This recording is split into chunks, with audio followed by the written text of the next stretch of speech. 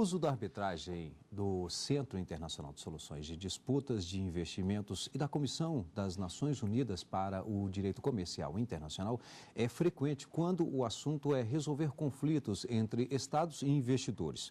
Como eles funcionam e como o direito internacional é aplicado nas decisões é o tema da dissertação de Nathalie Kono-Roholl, estudo que vamos acompanhar hoje no Academia. Arbitragem do ICSID, repercussão internacional e a posição do Brasil. Dissertação apresentada ao Centro Universitário de Brasília como pré-requisito para a conclusão do curso de mestrado em Direito das Relações Internacionais e obtenção do título de mestre. O estudo é de Nathalie Roholl. E para debater a dissertação de hoje, recebemos o mestre em Direito Internacional, Gilberto Vassilis Bilac, e o advogado empresarial e mestre em Propriedade Intelectual, Paulo Palhares. Quero aqui agradecê-los pela presença, por aceitar o convite da TVX para participar do programa de hoje. Ao Gilberto, também ao Paulo, muito obrigado. E nós vamos agora acompanhar um resumo deste estudo.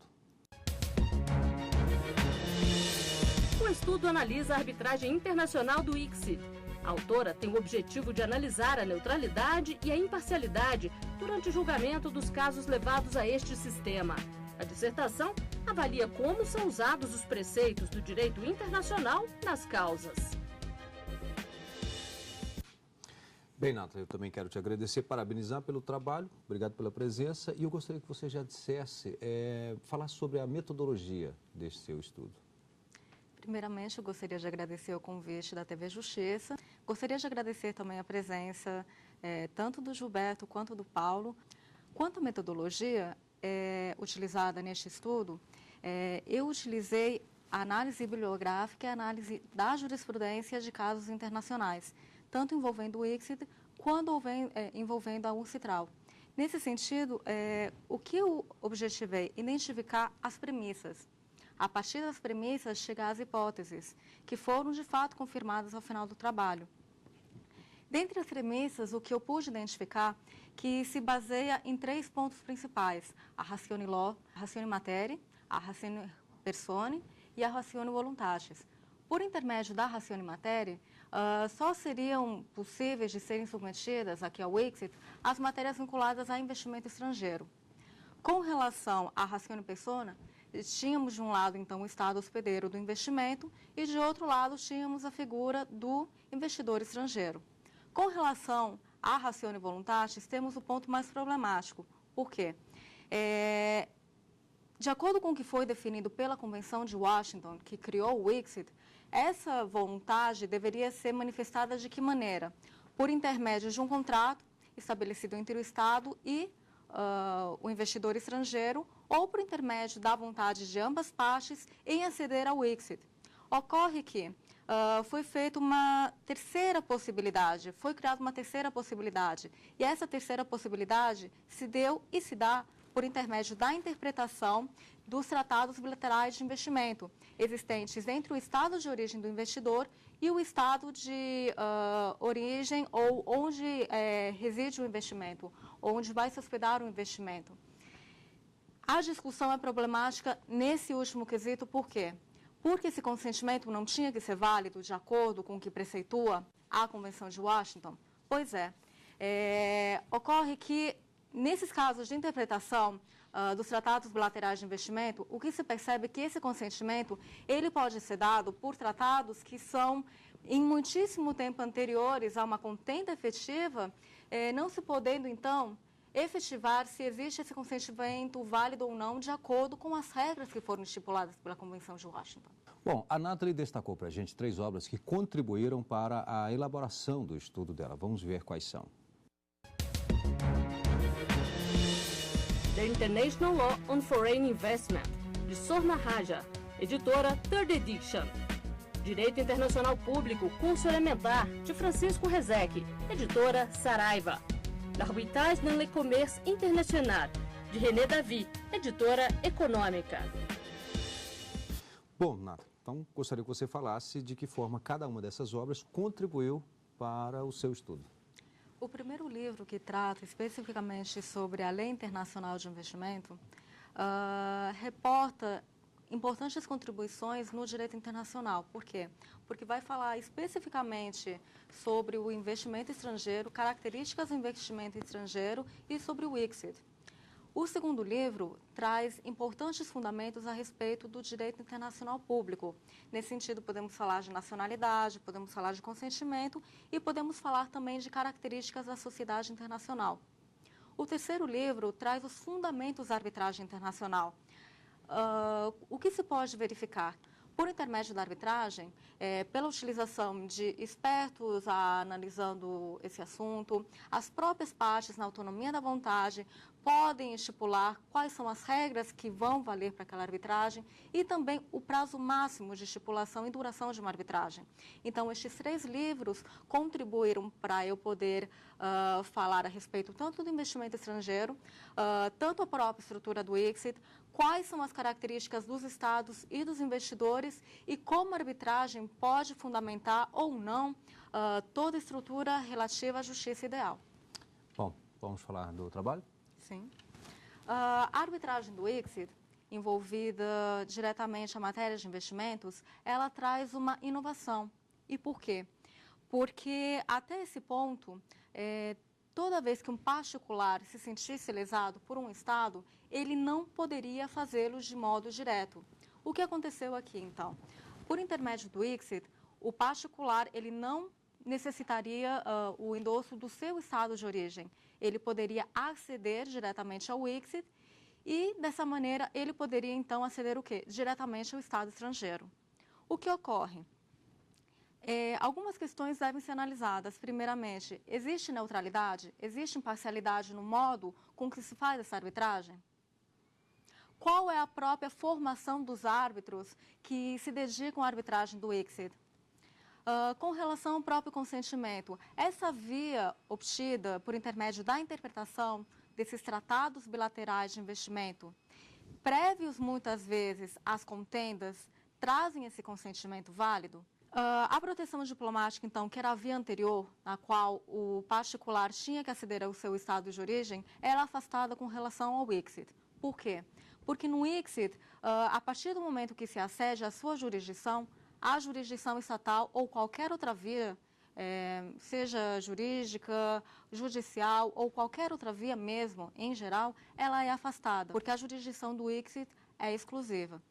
Nesse sentido, o que é que vai acontecer aqui? Nós teremos a figura de um árbitro ou árbitros, a depender da vontade das partes, na estipulação de como será resolvida essa arbitragem, e este árbitro que vai fazer a análise dessa disputa, dessa contenda, envolvendo, de um lado, um investidor estrangeiro e, de outro, um Estado. A convenção que deu origem ao ICSID, a Convenção de Washington, ela é de 1965. Quem anteriormente detinha esta prerrogativa de fazer essa análise das disputas, das contendas envolvendo o investidor estrangeiro e um Estado hospedeiro, era o próprio Banco Mundial. Então, para desafogar as funções, as atribuições que lhe eram confiadas, então foi pensado na criação de um Centro Internacional de Resolução de Disputas em matéria de investimentos que fizesse o quê? Fizesse diretamente essa solução. Por que se pensou num centro internacional? Por que se pensou dessa maneira? Porque essa análise seria despolitizada. Nesse sentido, as próprias partes escolheriam os árbitros. Este centro, criado por essa convenção de Washington, não seria vinculado a uma entidade administrativa ou não seria advindo de uma entidade administrativa, então traria mais segurança jurídica às partes. Mas o ICSID faz parte de 5 instituições, então existiria de fato, baseada nessa própria estrutura, uma neutralidade, uma imparcialidade? Bem, isso é questionável. A partir desse ponto, nós temos que fazer outras análises também, como, por exemplo, dentro da própria Convenção de Washington, não se traz contornos precisos a respeito do que seja de fato a nacionalidade. Um dos casos tratou especificamente do contorno relativo à nacionalidade. Por quê? Por essa falta de estipulação precisa, o que aconteceu? Um próprio nacional demandou o seu Estado se fazendo valer de sua dupla nacionalidade. Isso por quê? Porque não há contornos precisos no ICSID, na Convenção de Washington. Com relação ao consentimento, o que se verifica?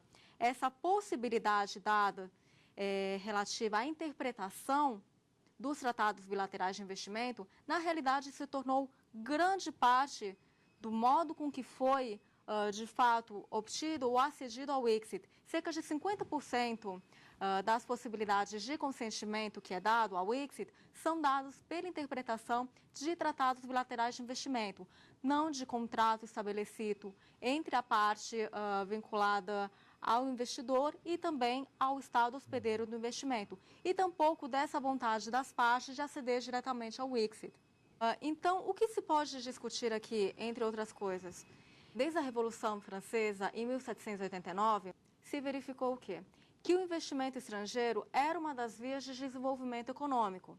Não a única, mas era uma das vias de desenvolvimento econômico. Nesse sentido, o que se tem que verificar? O desenvolvimento econômico é propiciado ou pode ser propiciado pelo investimento estrangeiro? Sim, mas este investimento demanda o quê? Segurança jurídica. Essa segurança jurídica poderia ser propiciada por quem? Pela arbitragem internacional. Só que a arbitragem internacional que foi propugnada pelo ICSID, ela de fato garante a segurança jurídica que era objetivada desde o início? O que se verificou e se pode verificar de dados atuais, partindo de 2012 até mesmo de 2013, que cerca de 50% dos casos envolvendo o ICSID partem como países demandados, países sul-americanos. Cerca de 50% dos árbitros envolvendo a análise do ICSID são de origem anglo-saxã.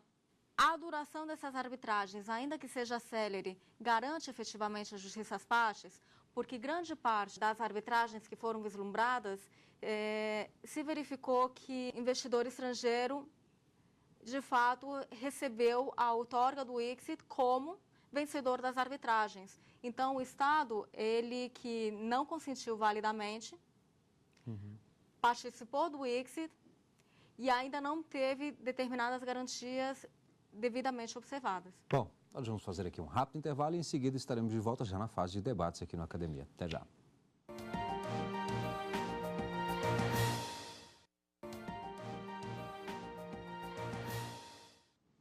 Estamos de volta com a Academia hoje, debatendo a dissertação de Nathalie Kono-Rohol, a arbitragem do ICSID, repercussão internacional e a posição do Brasil. Vamos agora, antes de entrarmos aí na fase de debates, vamos conhecer algumas teses e dissertações que estão disponíveis no mercado editorial.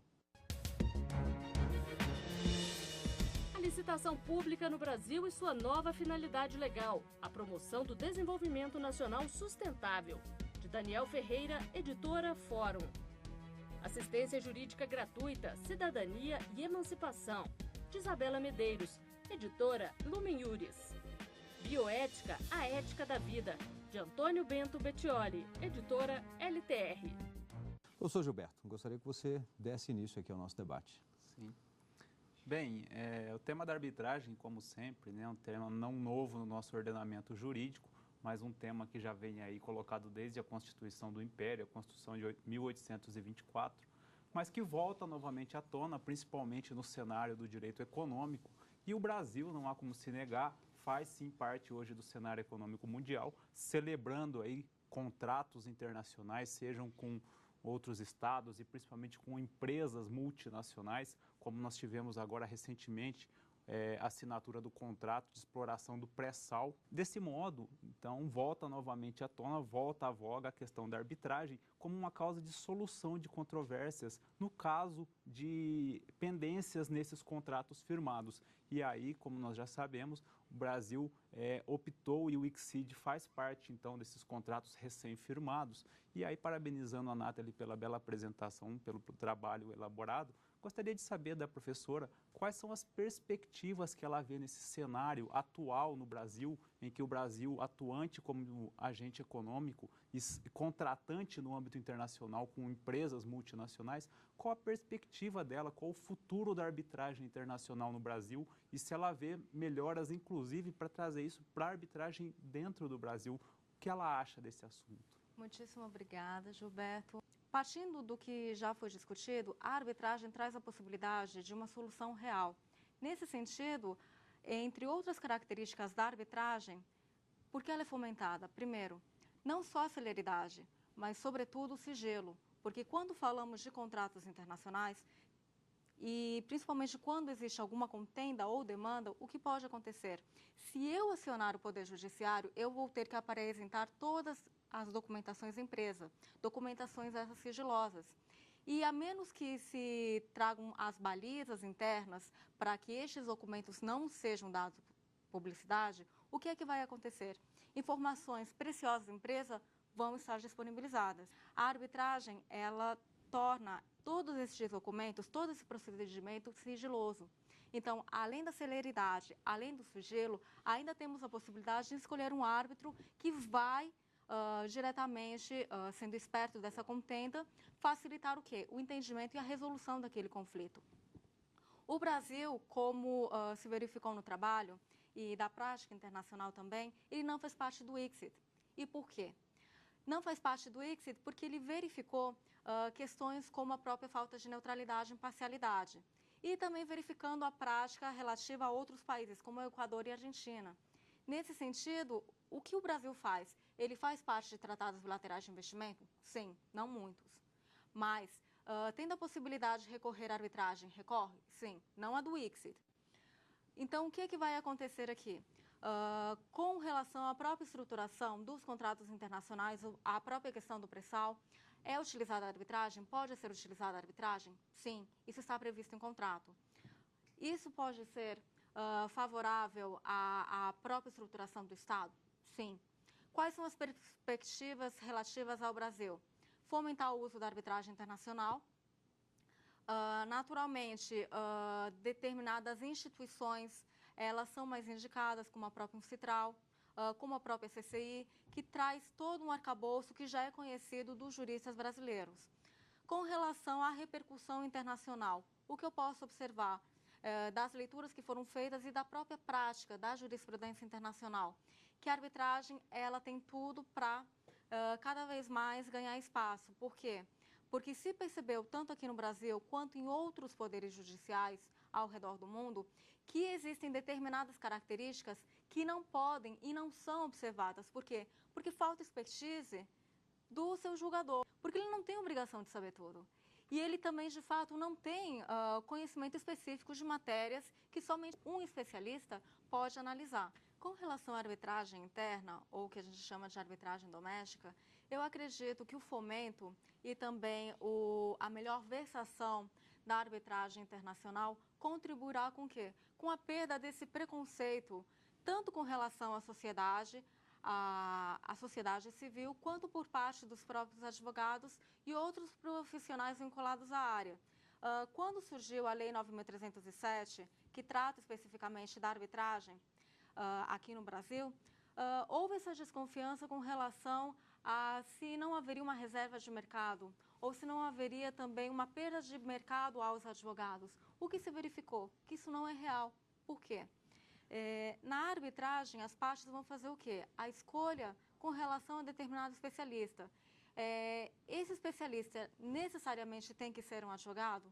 Não. Mas, geralmente, os advogados acompanham a arbitragem. Para quê? Para trazer segurança jurídica às partes. A própria OAB, por intermédio do Conselho Federal, por intermédio dos conselhos seccionais, faz o quê? Faz o controle relativo à arbitragem doméstica. Se houver, porventura, algum dano por uma má versação da arbitragem, o que vai acontecer? Essa arbitragem será declarada nula, ou seja, há afastamento do Poder Judiciário questão? Não. Paulo Palhares. Bom, eu queria parabenizar pelo trabalho, eu gostei muito do tema do trabalho da professora Nathalie, e me ocorre uma seguinte questão, professora. A gente vem acompanhando os debates sobre direito internacional, o próprio direito ao desenvolvimento dos estados, dos indivíduos, e a gente vê que o discurso que nós temos é sempre de colocar o indivíduo no centro do direito internacional, né, no centro do direito ao desenvolvimento, porque se a gente fala em contratos de investimento, a gente está falando em desenvolvimento, e nesse sentido eu acho que a gente tem que ter uma visão ampla do que é o desenvolvimento. E o que me ocorre é que a estrutura da arbitragem é uma estrutura relativamente cara e que é pouco acessível a esses indivíduos que, em tese, deveriam ser o centro dos destinatários finais desses direitos, inclusive no que diz respeito ao direito internacional. Então, eu queria ouvir seu comentário sobre se a introdução do papel, ou se a manutenção, na verdade, né, do papel do Estado nesse intermédio entre o particular e o Estado, destinatário dos investimentos, se isso seria capaz de reequilibrar essa balança que você percebeu ser tão pendente para a parte das empresas, nesse caso. Muitíssimo interessante a sua ponderação, Paulo, porque o que de fato e por que se mostrou imparcial e não neutro esse procedimento? Porque grande parte dos árbitros envolvendo o ICSID, eles são de origem o quê? Anglo-saxã. Nesse sentido, qual é a vinculação, ou qual é a formação desses árbitros?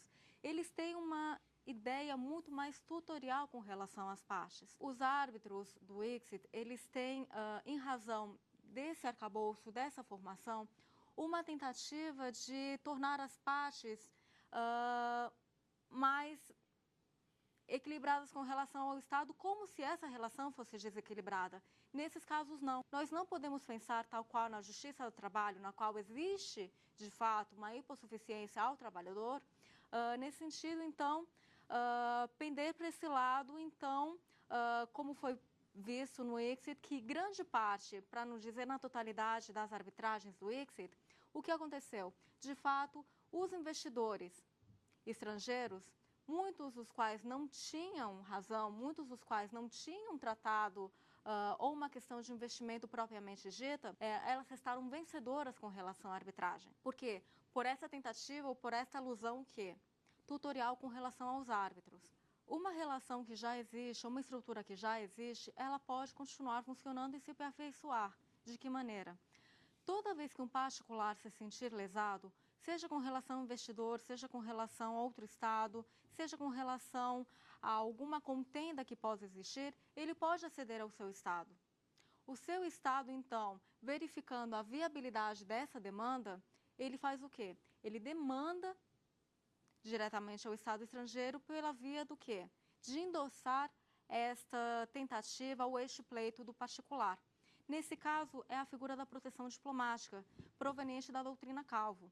Eu não vejo com maus olhos um desenvolvimento ou uma melhor estruturação dessa proteção diplomática, porque acredito que na análise entre Estado e Estado, esta relação que poderia e que pode muitas vezes ser desequilibrada de um lado, um particular e um Estado, como aconteceu no ICSID, no qual geralmente se pendeu para a figura do particular, conferindo-lhe garantias que não eram necessárias, com relação a uma estipulação entre Estado e Estado pela via da proteção diplomática, isso pode ser solucionado tendo em vista a manter equilibrada a situação.